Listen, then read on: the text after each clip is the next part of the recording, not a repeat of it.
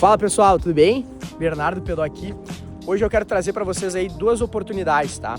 2 pavilhões localizados aqui no distrito comercial do Bairro Floresta, bem próximo à RS 453, que liga Lajeado a Venâncio, ela tá paralela aqui atrás, e a RS 130, que liga Lajeado a Cruzeiro do Sul, que fica logo aqui atrás, tá?